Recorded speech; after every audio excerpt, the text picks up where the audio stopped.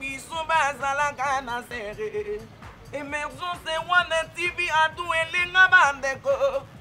Bokoyoka pe bokosentir. Ba voix mo bimi balé, tiens, Émergence One TV. C'est la parole de Yannick Dindo, le fils du roi. Puis abonnez-vous massivement. Chaîne en ligne, Émergence One TV. Tous les Gaulois, tous les gladiateurs, vous s'abonnez massivement à Émergence TV One. Awa, et pas un mido. Awa, bon, on a solo, il y a Papa Hervé. Bon, on a tous les masolos politiques. Ma solo ya Bible, ma solo ya boy, ezo sangisa, ba Congolais nyoso. Le général Audrey, joueur à la table, prend ça avant dans la banque, vous s'abonnez massivement à Émergence One TV, meilleure chaîne YouTube.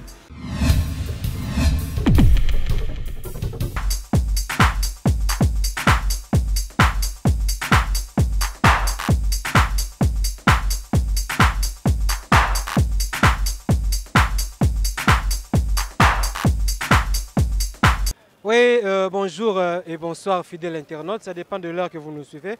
Merci vraiment parce que vous êtes partout à travers le monde et vous aimez votre chaîne Émergence One TV, chaîne OAPI, chaîne OAPI qui est sur le terrain pour puiser l'information vraiment dans la source.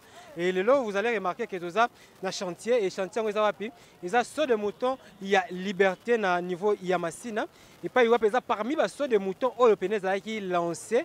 Na ebandé livrement ya ba chantier yango mais à notre grande surprise nous remarquons que Moussa les autres traîner et makamozo tambola to ebité si faut ba que makamozo tambola lentement ou soit que ba moyen vraiment ils ont posé problème. Bon ce sont des questions que on est en train de se poser parce que tout mona moi déroulement Moussa là ils ont que moi malembe il y a eu des sauts de moutons qui déjà inauguré entre autres il y a niveau ya Gombe na ba Sosimat Otali na na des bonhommes tout moni pe saut de moutons na ezaki déjà inauguré et tikali oyo sika tozali et à part wana tout moni pe susu liboso na niveau ya Pascal kuna lisusu donc émissaire les ali toujours au Salema donc il y a une raison pour laquelle tu sur le terrain parce que on a comme l'impression que l'une des raisons qui crée des embouteillages les ali pe que saut de moutons au pe que dans le commis opérationnel té yango si vous allez remarquer na ba image Alexis Ngandou, le Benjamin de la presse, moi, mon loup, va balancer les bisous, vous allez comme on a déjà que embouteillage, ma casse na niveau ya Tchang.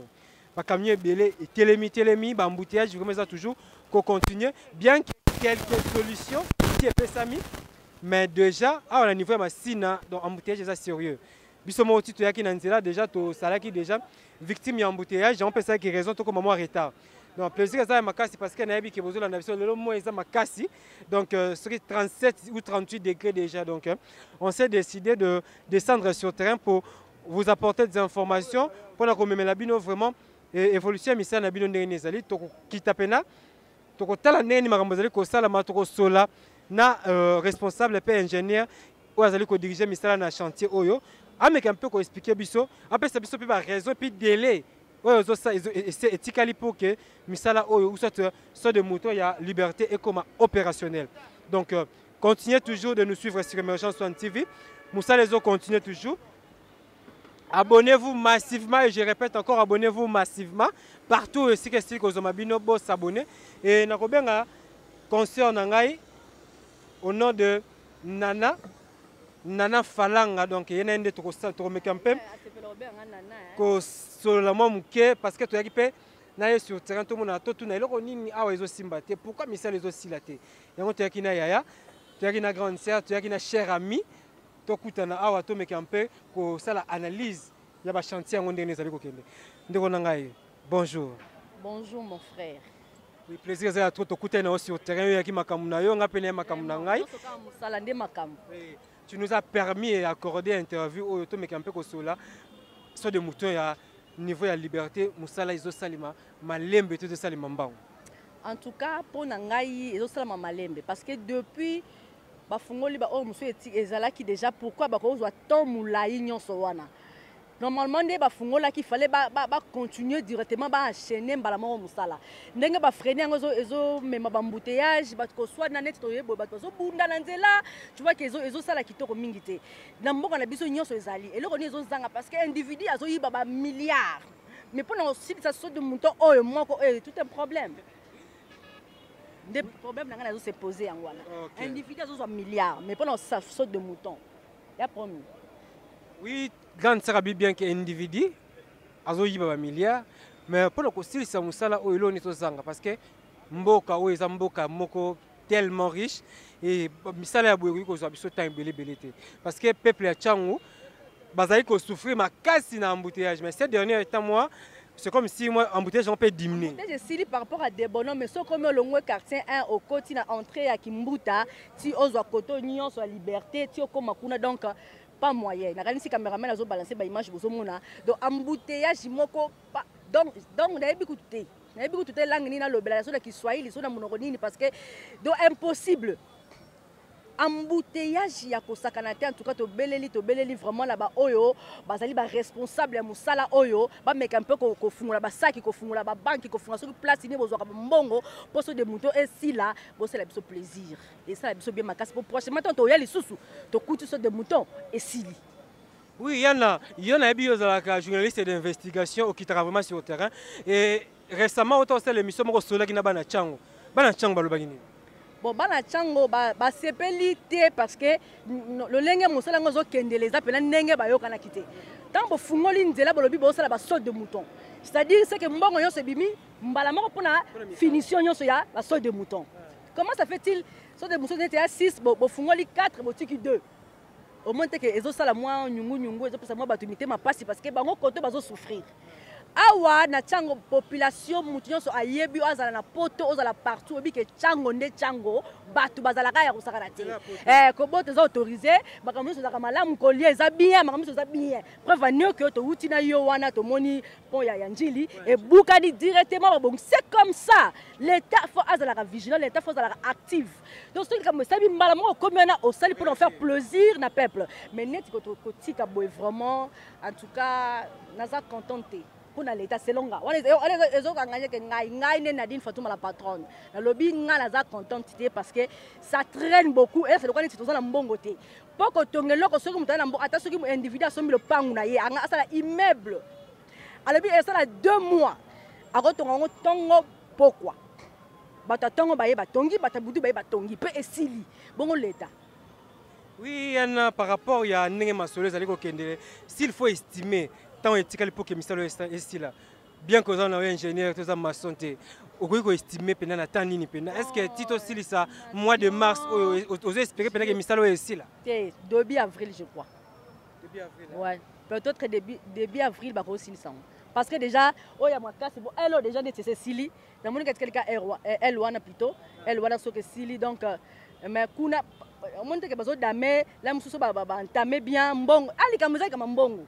Donc on va faire 3 jours ici. Donc on va faire une semaine ici. Ça comme bon bakiti si babi autant de ciment, autant de nino, on va ingénieur ba ma yebi mbala moko automatiquement sur des moutons ici. Donc oui, merci vraiment pour l'intervention vraiment et donc on est là qui vraiment Nadine Fatouma Falanga donc grande sœur propre donc c'est avec lui pendant tout travail à Katokuta na ba terrain.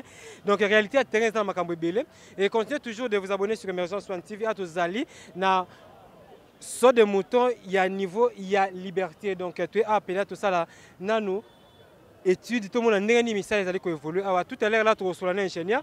Peut-être qu'on continue les sous côté là, message qui donc, déjà, moi, il y a ma casse, donc, il faut comprendre. Tout ça, donc, moi, il y a un donc, à suivre, quoi.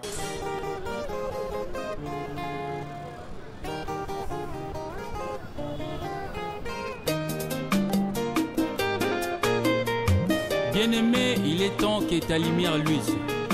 Nous sommes la lumière du monde. En accord avec Matthieu 5, verset 14. Et toi aussi, tu es la lumière du monde. Ici, Kamolili ezalaki. Ici, Kamolili ezalaki. Ebisika Yesu amoni azuanga. Ebisika Yesu amoni azuanga. Wakomisanga pole ya mokili oyo. Wakomisanga pole ya mokili oyo.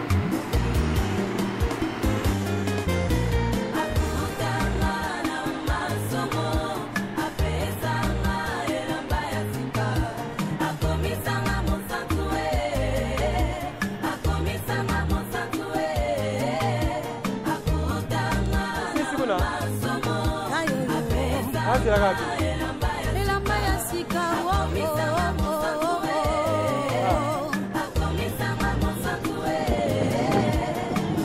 yango naza yango naza yango boza yango naza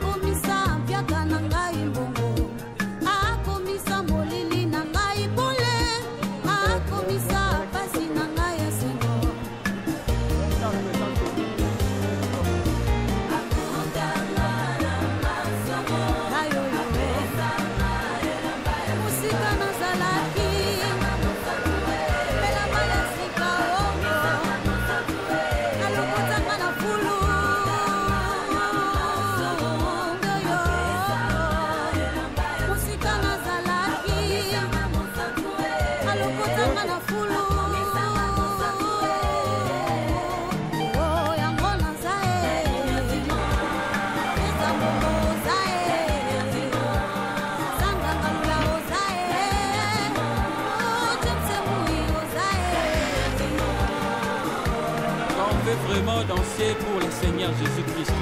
Il faut qu'on les fasse avec son cœur. Parce que c'est lui le maître. Il est au-dessus de toutes choses.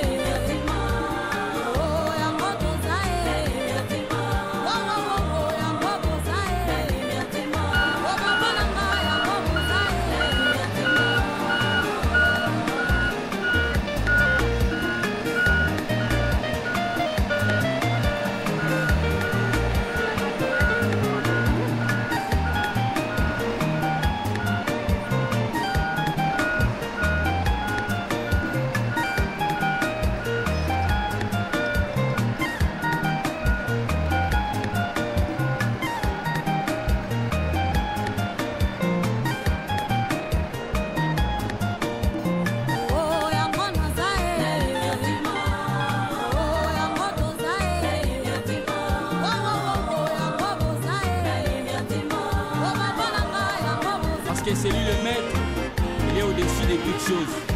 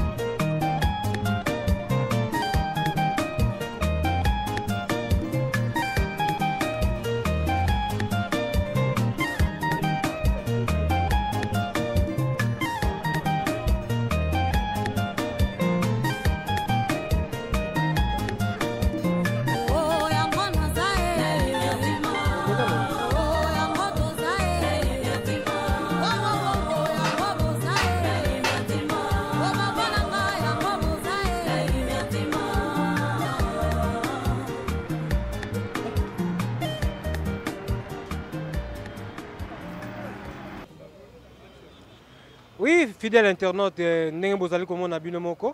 Donc Émergence One TV donc descendre sur le terrain na marché de la liberté et pas wapiso de mouton ezali érigé awa na niveau ya liberté.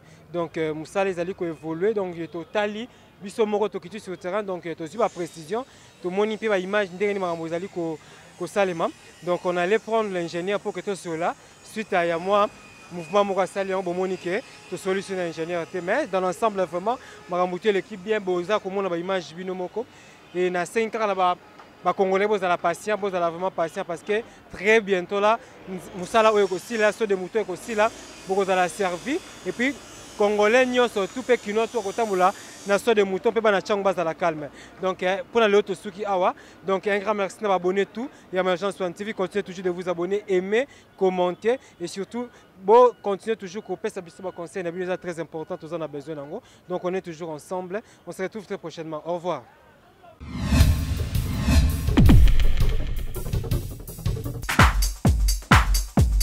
Natango bakoko babisu bazalaka na serre Émergence One TV adu elenga bandeko bokoyoka mpe bokosentir bavoix ngo bimi mibale Émergence One TV. C'est la parole de Yannick Dindo, le fils du roi. Puis abonnez-vous massivement chaîne en ligne Émergence One TV. Tous les Gaulois, tous les gladiateurs, vous s'abonnez massivement à Émergence TV One. Awa, et pas un dégonanga mido. Awa, bon, on a ma solo ya papa Hervé. Bon, on a tous les ma solo politiques, ma solo ya Bible, ma solo ya bon, ils sangisa, ba Congolais nioso. Le général Audrey, joueur à la table, prend ça avant dans la banté, vous s'abonnez massivement à Émergence One TV, meilleure chaîne YouTube.